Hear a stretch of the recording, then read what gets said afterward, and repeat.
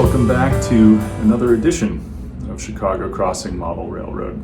And today, we're taking a look at the underside of the layout. You know, the quotes that started out the preface to this layout update are meaningful here. A hobby is a lifelong pursuit. That's at least my view on it. And much like my career, I think being a lifetime learner is important. I think it's difficult for me to approach a hobby in a way where I just stagnate and do kind of the same thing every time and don't learn and grow with technology and with new opportunities to model things more realistically or in more interesting ways. For me, it's just a fundamental reward to be a lifelong learner. And so what you see here really represents the sort of old way of doing things, so to speak. And I think that leave a lot of room for improvement. This layout has solid wiring. There's no doubt about it. I've talked about that before. If you look at what's here, for instance, you can see that there's what might be wiring buses if you think about it. And this stuff works, right? It's basically twisted wire, soldered, and then ultimately that runs over to the track power connection here, which runs into the DCC unit over there. And that has served me perfectly well for nearly 9 years. But I think to grow in a hobby and to be able to do all of the other things that I want to do on the layout, these things need to be upgraded and need to be changed. There is the old saying, if it ain't broke, don't fix it.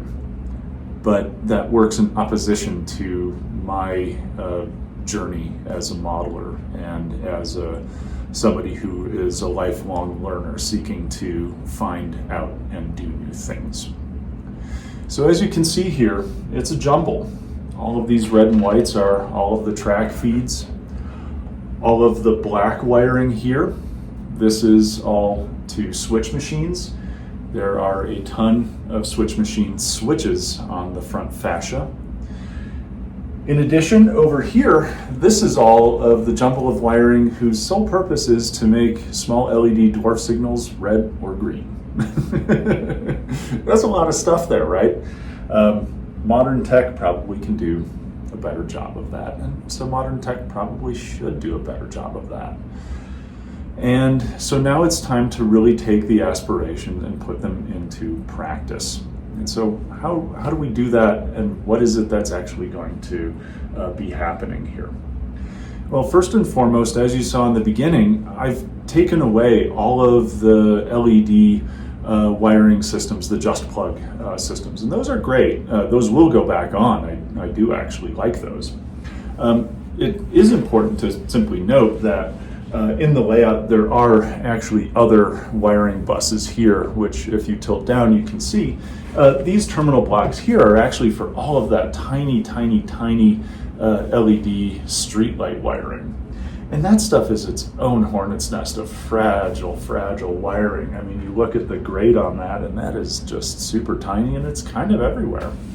When I had popped this thing up to do the CCMR at Night project, I did as best as I could with something basically on an angle and in inconvenient locations, soldering wires and all this other sort of stuff. And I figured, good enough. But as one journeys in the hobby, one finds that, again, good enough isn't always a place to feel happy with. It can be a place to feel content with, but nothing about me really, exudes wanting to simply be content and leave things so.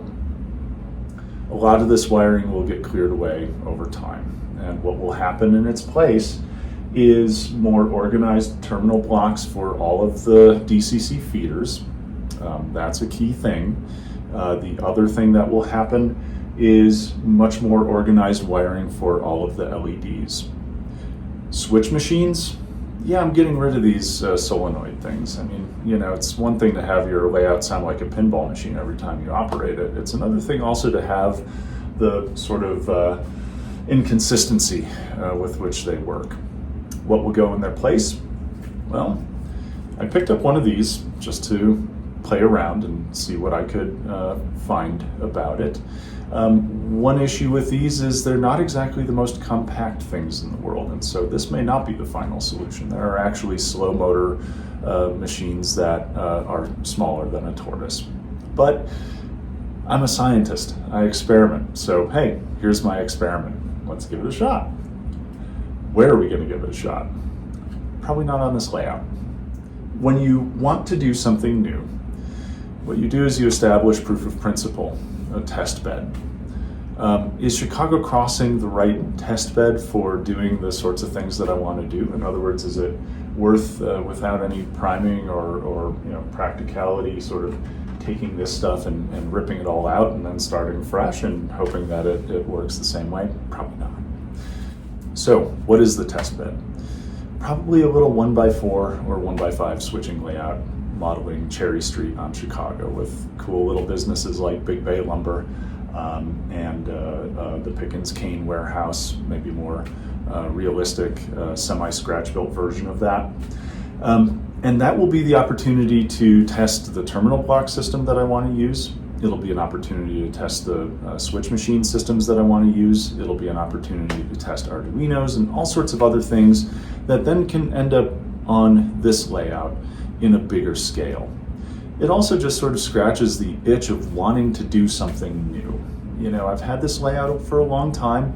I am very committed to renovating and making it, 21st century now. I guess might be the way to say it, even though it's from the 21st century, but you get the idea. So that means taking a chance to learn and master the technologies that I want to add in here, the new ways of doing things, and from there, move forward and apply it to Chicago Crossing. So that'll actually be fun, both for me and probably for you too, because it'll be another layout. It'll be a new thing to look at, a new thing to build, a chance for me to get the power tools back out, the saws, and do some carpentry and things like that. In addition to wiring cleanup is power cleanup. So you saw me disassemble this thing, which served its purpose. Chicago Crossing originally was essentially meant to be a self-contained unit.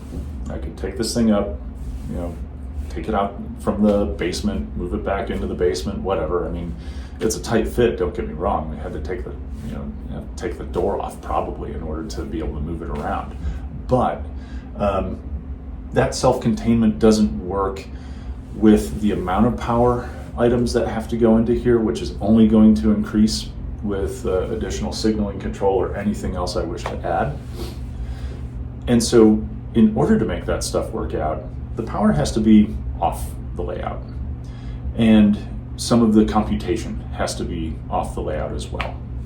The goal here is to make Chicago Crossing essentially wiring buses under here, sensors or whatever else is necessary under here, push buttons, sure, for certain things. But then all of the other stuff, move that off onto a board to the side or a shelf to the side, and just use pin-based chocolate bar connectors in order to connect the brains of the operation to the actual operation itself.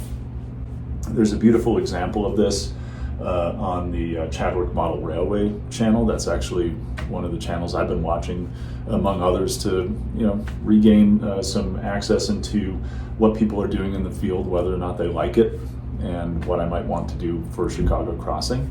Some of that will probably play out onto this layout. And so that's the idea, is to leave under here a little bit more open by not having bunches of wall warts and things like that all connected and taking up space in an area that could better be used for organized and nicely set up wiring. That will be very, very helpful here, I think. Getting all of these manual switches off the fascia will also be great. It'll just clean up the look of the thing. And on top of that, the other rationale for just modifying the wiring here is I've got an L-shaped expansion that will be put onto Chicago Crossing.